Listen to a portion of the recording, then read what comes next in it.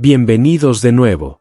Soy Benjamín y, como siempre, les agradezco que me acompañen hoy. Si es la primera vez que me escuchan, pónganse cómodos. Les espera una historia como ninguna otra. Y si son oyentes habituales, ya saben cómo va esto. Sírvanse una taza de café o quizás un té helado y acomódense. La historia de hoy no trata sobre miedo ni peligro. No exactamente. Trata sobre algo mucho más singular. La confianza, la conexión y una amistad improbable que surgió en lo más profundo del bosque, donde la mayoría no se atreve a adentrarse. Esta es la historia de cómo me hice amigo de Pie Grande. Todo comenzó hace unos 20 años, cuando vivía solo cerca de las montañas Blue Ridge, justo después de Old Miller's Hollow. Me mudé allí tras el fallecimiento de mi esposa, buscando paz y tranquilidad, un lugar donde el aire aún oliera a pino y las estrellas brillaran con intensidad. Ese bosque me ayudó a aliviar el dolor que sentía en los huesos. La mayoría de los días los pasaba pescando, cuidando el jardín y en mi soledad. El vecino más cercano vivía a 8 kilómetros por un camino de tierra. Tenía un viejo sabueso rojo llamado Jasper, de olfato afilado y leal, que siempre me seguía en mis excursiones por el bosque. Una tarde de finales de septiembre, salí a revisar mi trampolín. El sol estaba bajo, proyectando una luz dorada entre los árboles, pero el bosque estaba demasiado silencioso. Incluso los pájaros se habían quedado quietos. Jasper se quedó inmóvil, con las orejas erguidas y la cola baja. Entonces lo vi. Al principio pensé que era un oso, grande, corpulento, cubierto de pelaje marrón oscuro, pero entonces se irguió, sin asustarse ni moverse torpemente como un oso. Se mantuvo erguido y elegante, como si lo hubiera querido. 2 metros y medio, quizá 3. Brazos largos como ramas de árbol. Y sus ojos me miraron fijamente. No estaban enojados, solo atentos. Nos quedamos mirando, en completo silencio. El corazón me latía con fuerza, pero no levanté el rifle. No tenía miedo exactamente, solo la certeza de que no era una criatura que quisiera hacerme daño. Entonces, con la misma tranquilidad, se dio la vuelta y regresó entre los árboles. Me quedé paralizado, sin entender qué había visto. Me temblaban las manos, me decía que tal vez era una sombra o un juego de luces. Pero Jasper tampoco se movió durante un buen rato, y en el fondo, sabía que era real. Ese momento, ese único momento, lo cambió todo.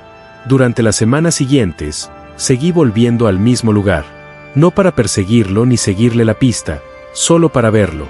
Empecé a dejar comida, manzanas, pescado ahumado, cecina.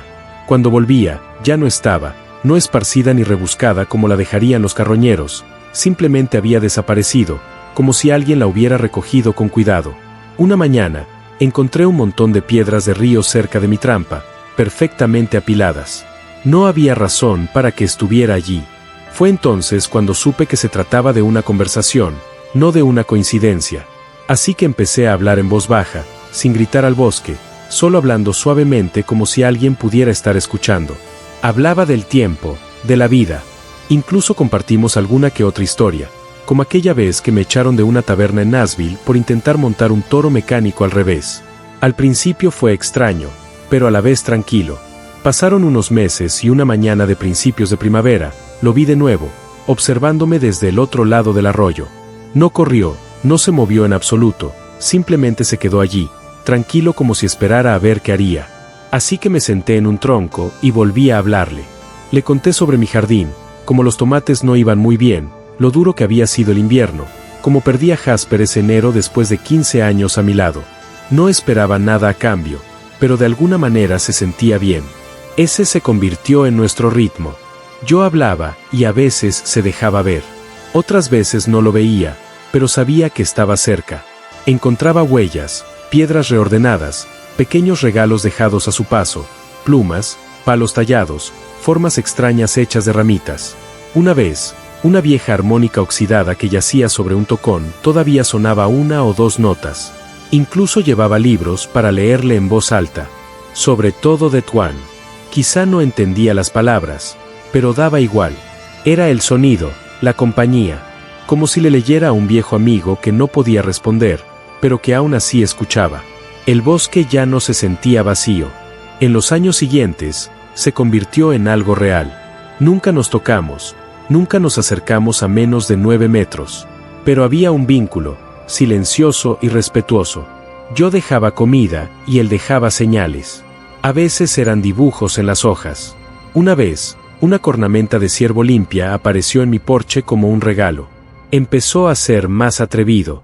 Una mañana, justo antes del amanecer, estaba tomando café en el porche cuando lo vi de pie junto a la arboleda, inmóvil como una estatua, pero sin miedo. Levanté la taza a modo de saludo. Inclinó la cabeza casi como si entendiera. Empecé a llamarlo As. No sé por qué. Simplemente me pareció bien. Quizá fuera su forma de moverse. Suave, silenciosa, como humo entre los árboles. Tarareaba mientras pescaba. Y a veces oía un suave silbido que resonaba. No era perfecto, pero lo suficientemente parecido como para ponerme la piel de gallina. Una especie de imitación, quizá incluso su forma de cantar. Construí un banco cerca del antiguo lugar de encuentro. Algo sencillo. Un frío día de invierno, dejé una manta de lana sobre él. Volví una semana después. La manta estaba doblada y seca, como si la hubieran cuidado y devuelto. Con el tiempo, uno se da cuenta de las pequeñas cosas. Cómo evitaba los ruidos fuertes. Cómo parecía presentir las tormentas antes de que llegaran. Desaparecía un día antes de los fuertes vientos y luego reaparecía puntualmente cuando el cielo se despejaba. Un día, resbalé en una piedra mojada y me hice una herida profunda en la pierna, que sangraba mucho.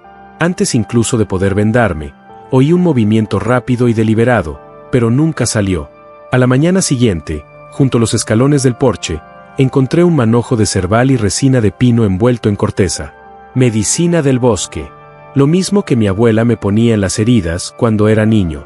Él sabía, observaba y ayudaba. Para él, no se trataba solo de sobrevivir, sino de conectar. Miren, la mayoría piensa que Pie Grande es una bestia salvaje, una amenaza, algo que temer. Pero As era más inteligente, más tranquilo y más consciente que la mayoría de las personas que he conocido. No solo sobrevivía en el bosque, sino que vivía plenamente. Se notaba en su forma de moverse, en cómo dejaba señales sin tocar ni un solo helecho. No era una criatura torpe, sino deliberada, observadora e incluso amable. Una vez lo vi ayudar a una mujer herida, levantándola con delicadeza, como si no quisiera causarle más dolor. En otra ocasión, encontré unas huellas extrañas, pequeñas, junto a las suyas. Conducían directamente al sendero principal. Después supe que una niña había desaparecido en ese mismo bosque durante un par de horas. Regresó sana y salva y dijo que un hombre alto entre los árboles la había ayudado. No es lo que se imaginan. As también tenía sentido del humor. Una vez resbalé y caí en el lodo al intentar cruzar un arroyo. Mientras estaba allí sentado, empapado y maldiciendo, oí un resoplido profundo y jadeante proveniente de los árboles, como una risita. No pude evitar reírme también. Para mí, él era un observador, una especie de protector. La forma en que se movía por el bosque, cuidadoso, silencioso, era como si perteneciera a él. O tal vez el bosque le pertenecía a él. Sé cómo lo ve la gente. Quieren tacharlo de monstruo solo porque es diferente. Pero he llegado a pensar que la palabra monstruo dice más de nosotros que de él. No es violento. No es salvaje. Simplemente está oculto. Quizás incluso solitario. Y, si soy sincero, creo que mantenía su distancia no por miedo, sino por sabiduría. Como si supiera lo que sucede cuando la gente encuentra algo que no entiende.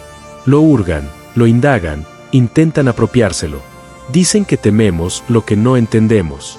Pero si te detienes a escuchar, si de verdad ves lo que hay ahí fuera, puede que descubras que en lo desconocido hay más bien que mal. As me lo demostró. Guardar los secretos ha sido difícil. Muy difícil. Ahora que soy mayor, una parte de mí quiere contárselo al mundo, demostrar que es real, pero la otra parte, la que recuerda la calma en sus ojos, quiere protegerlo. As tiene su propio mundo en esos bosques, tranquilo, intacto, y yo tengo el mío. A veces me pregunto qué pasaría si la gente se enterara. Lo perseguirían, intentarían atraparlo, lo estudiarían como si fuera un experimento científico. No podría vivir con eso. Así que guardé silencio. Todavía lo hago. Pero comparto esto ahora porque creo que el mundo está cambiando.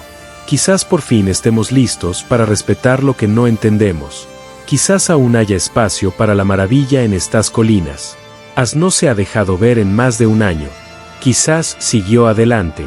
O quizás todavía nos observa desde los árboles. Todavía dejo manzanas afuera. Todavía tarareo junto al arroyo. Y de vez en cuando el viento sopla justo como debe, oigo un silbido bajo a lo lejos. Quizás sea su forma de darme las gracias. O quizás solo me lo hace saber. Él también se acuerda de mí. Y con eso basta. Bueno, eso es todo por hoy, amigos. Les agradezco que se hayan tomado el tiempo de sentarse conmigo y escuchar. Si esta historia les ha conmovido, quizá puedan dejar un comentario amable. O mejor aún, salgan esta noche.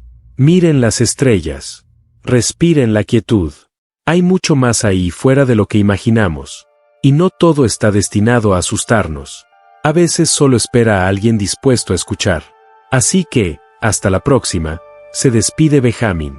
Cuídense mucho. Sean amables. Y si se encuentran cerca del borde del bosque, quizá puedan saludar en silencio a los árboles. Nunca se sabe quién observa.